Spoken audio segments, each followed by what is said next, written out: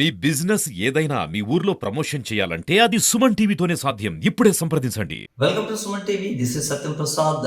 చిత్తూరు జిల్లా పలమనేరు నియోజకవర్గంలో ఓ ఇంట్లో తాళాలను పగలగొట్టి దొంగతనానికి పాల్పడిన ఘటన చోటు చేసుకుంది.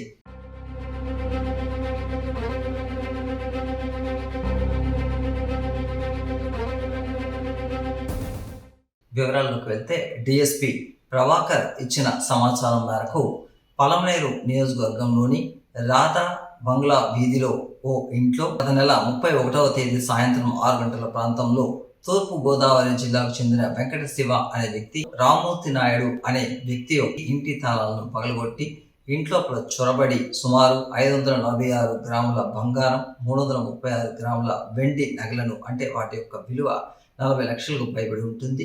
బాధితులు రామ్మూర్తి రెడ్డి ఇచ్చిన ఫిర్యాదు మేరకు డిఎస్పి ప్రభాకర్ కేసు నమోదు చేసి దర్యాప్తును ప్రారంభించారు.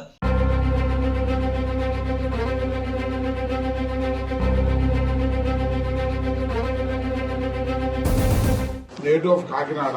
అతను డిగ్రీ కంప్లీట్ అయిపోయిన తర్వాత కాలేజ్ తిరుగుతూ దొంగతనాలు నేర్చుకొని ఇంతకుముందు కాకినాడలో 12 దొంగతనాలు చేసి ఏమో పెట్టుకుని కాకినాడ పోలీసులు అరెస్ట్ చేసి పంపించడం జరిగింది. దాని తర్వాత అతను హైదరాబాద్ లో ఫిల్మ్ ఇండస్ట్రీలో కొన్ని రోజులు పనిచేసి మళ్లీ బయటకు వచ్చి మళ్లీ దొంగతనాలు చేసే ఉద్దేశంతో మొన్న 31వ తారీఖున రామ్మూర్తి నాయుడు వాళ్ళ ఇంట్లో వెళ్లి దొంగతనం చేయడం జరిగింది.